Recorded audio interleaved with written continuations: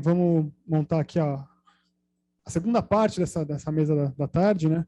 Que a gente está chamando a transição energética justa no Brasil, se é um caminho necessário. Então, agora a ideia é ouvir o ponto de vista do movimento sindical brasileiro. Então, para isso, a gente tem aqui 4 palestrantes. Eu queria convidar aqui para a mesa o Daniel Gaio, secretário nacional de Meio Ambiente da CUT, o Genoide José dos Santos, o Foquinha, que é da Federação Interestadual de Trabalhadores da Indústria Extrativa do Carvão no Paraná, Santa Catarina e Rio Grande do Sul, o Hermelino Ferreira, do Sindicato dos Trabalhadores da Indústria de Extração e Beneficiamento de Minerais de Candiota, e o Luiz Antônio Barbosa, do Sintresc, Sindicato dos Trabalhadores de Energia Elétrica do Sul de Santa Catarina.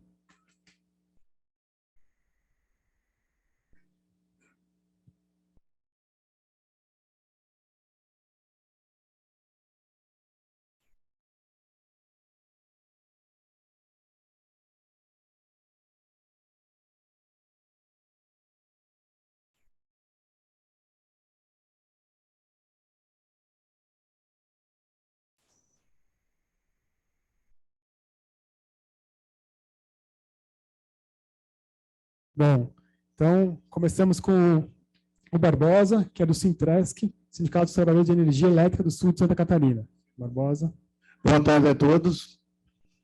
É um prazer estar aqui e principalmente porque a gente foi o epicentro, né, do começo de toda essa questão, porque nós representamos os trabalhadores da usina termoelétrica Jorge Lacerda, o complexo Jorge Lacerda, que na verdade foi o fato, criou-se o fato a partir de lá. Por que eu digo a partir de lá? Porque foi primeiro assim, uma historiazinha da vivência nossa com o capital, né, do que o capital é capaz de fazer. Nós éramos uma parte da Eletrosul, a parte de geração da Eletrosul, junto com as usinas hidráulicas, tinha o complexo Jorge Lacerda, né, um complexo termoelétrico. E em 1998, depois virou Gerasul, que foi a separação da parte de geração da parte de transmissão, ficando a Eletrosul somente a parte de transmissão e Gerasul a parte de geração. Isso aconteceu tudo em 98. Já no final de 98, houve a privatização da geração da Gerasul, né? comprada por uma empresa belga, a Tractebel, que era o primeiro dono, vamos dizer assim, né? Depois, na sequência, a Tractebel foi comprada não, hoje Engie, né? Mas antes era a Gaz de France, EDF e tudo junto, e acabou virando Engie, né?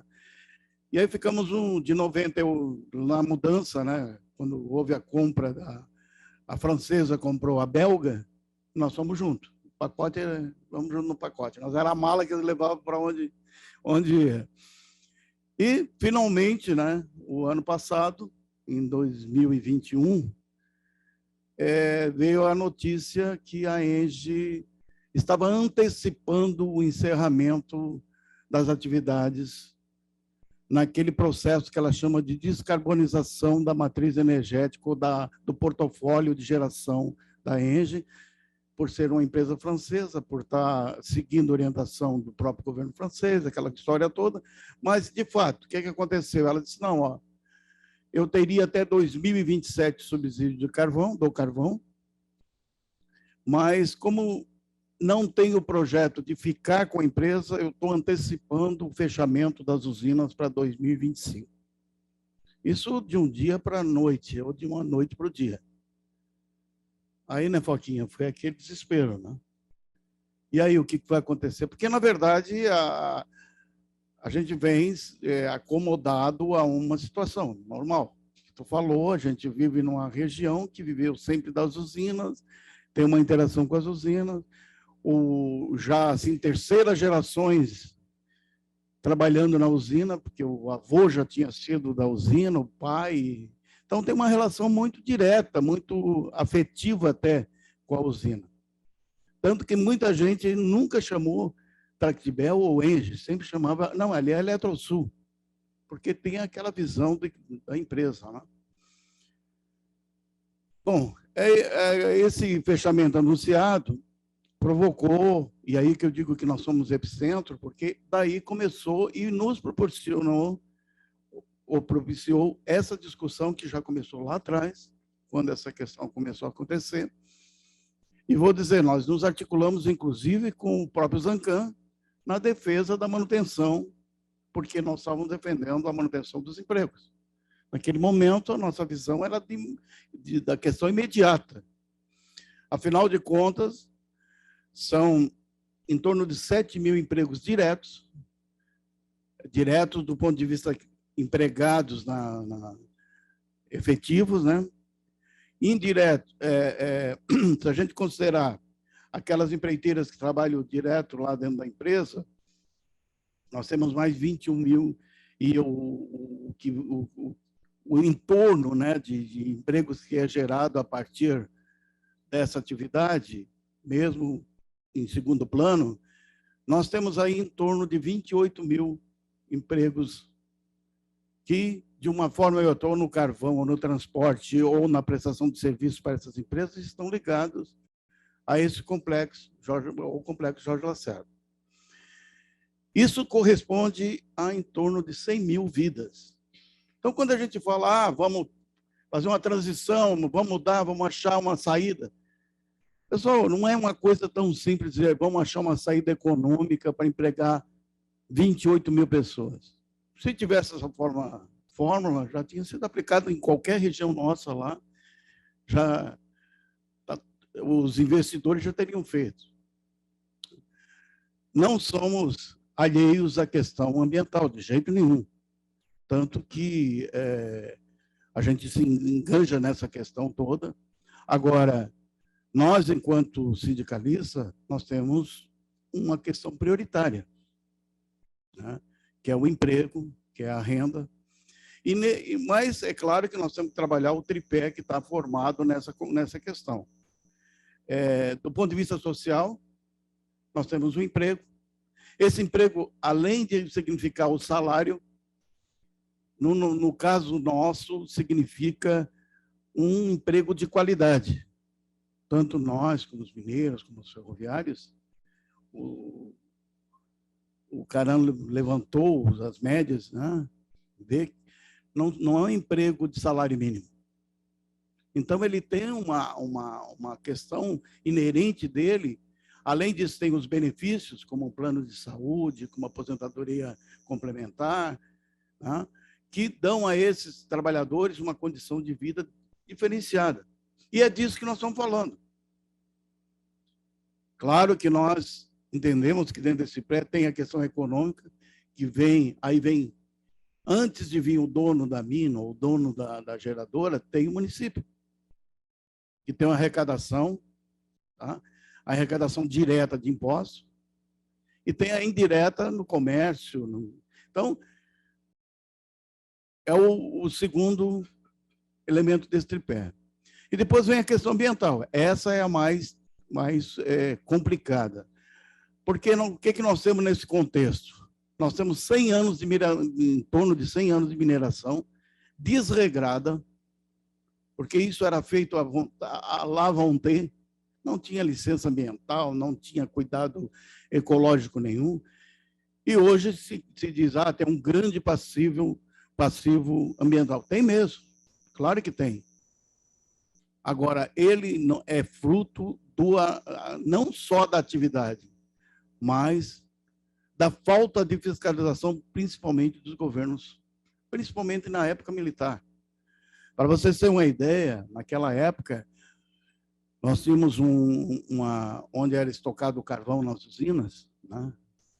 Chegava a ter estocado 1.200 toneladas, chegava a pegar fogo no carvão por ele estar na supressão, né, na altura. O carvão tem um limite de altura que tu pode armazenar. Mas qual era o interesse que estava por trás daquelas 1.200 toneladas, que não havia essa necessidade de ter tanto carvão lá de reserva? Mas era dos mineradores. Aí vem o que o Roberto falou. Claro, tem um interesse muito forte, o Zancan trabalha muito forte nessa questão. Agora, essa transição que se fala muito, ela será justa se ela levar em consideração, de fato, os trabalhadores. Qualquer outra situação, seja ambiental, seja econômica, no nosso entendimento, nós, sindicatos, não entendemos que seja justa. Porque, além de tudo, tem o ser humano, tem as 100 mil famílias que nós somos 200, 100 mil pessoas ou vidas que estão nesse entorno das minas, da usina e dos prestadores de serviço, da ferrovia. Né? Então, o que a gente tem muito claro, que nós precisamos estar discutindo, e, de uma certa forma, a provocação que a ENGIE fez nos possibilitou isso. E, para encerrar, eu digo, estou muito satisfeito de ver hoje, de ouvir, de ver, de participar de um evento que a gente quer impensado há um tempo atrás, ou impensável um tempo atrás, da gente reunir esse grupo de pessoas, de pessoas de gabarito, de entendimento, para discutir alguma coisa que a gente achava que sempre ia existir. Mas uma coisa, o Roberto tem razão, as usinas vão acabar. Nós temos usina de 1960 ainda produzindo, mas claro que uma usina dessa não tem uma eficiência de uma usina moderna. O que é que nós entendemos? A transição tem que passar por esses estágios. Quando você fala assim, 3% de energia no portfólio nacional da matriz energética nacional, mas corresponde a 30% da energia de Santa Catarina. Com detalhe, que não foi dito, energia firme. O que é que significa?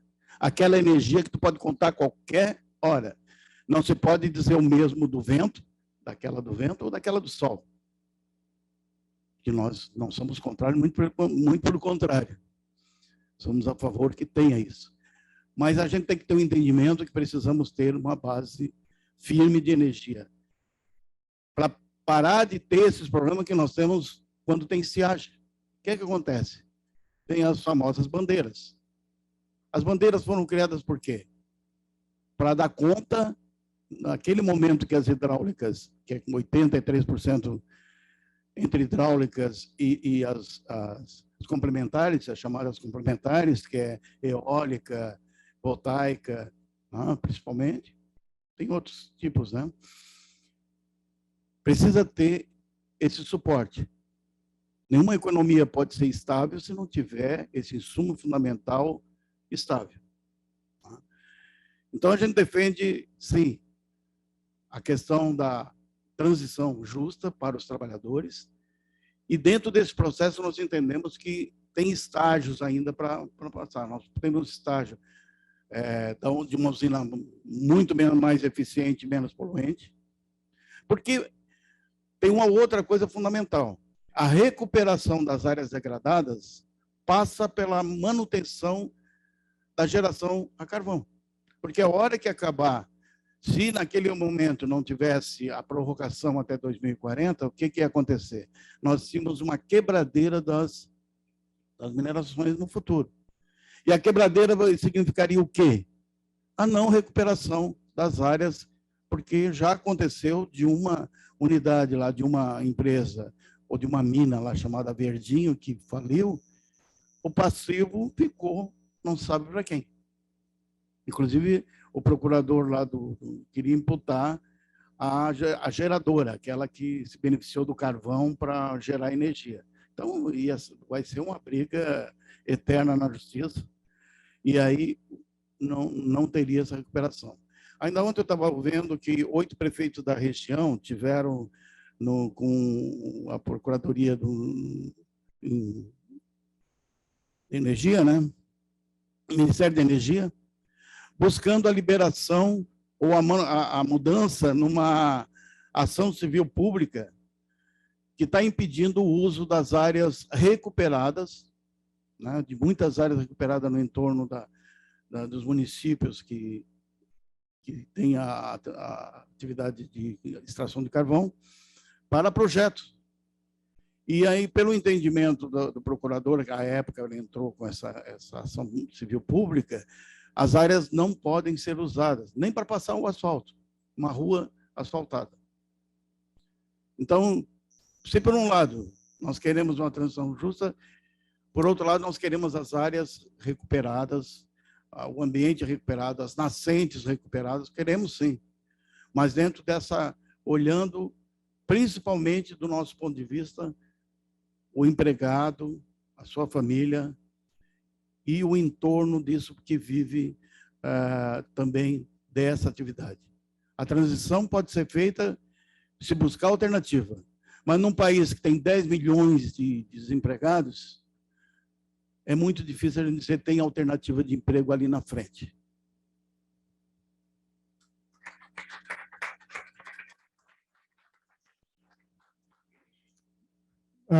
Belino, se você quer, por favor, já. Só um comentário breve, acho que agradecer ao Barbosa.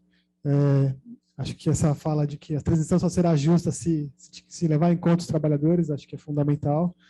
E dizer que a gente no Diese, você comentou de alguns dados que a gente levantou, depois isso vai estar disponível, mas a gente fez uma série de estudos, diagnósticos, mostrando um pouco a importância do emprego, da mineração para a região. Assim, ainda que nacionalmente possa parecer ser poucos vínculos de emprego, mas quando a gente olha para alguns municípios, o trabalho no carvão ele é muito importante na região sul de Santa Catarina e na região de Candiota. Desde a questão da remuneração, das condições da jornada de trabalho, do emprego formal, enfim. Tem uma série de aspectos que são importantes que não podem ser menosprezadas. Quando a gente compara em alguns municípios, metade dos vínculos formais são trabalhadores do carvão ou relacionados, com uma remuneração praticamente o dobro do restante do município. Então, assim, economicamente é muito importante para a região. Então, a gente tem que sempre levar isso em conta quando a gente pensa nesse processo de transição.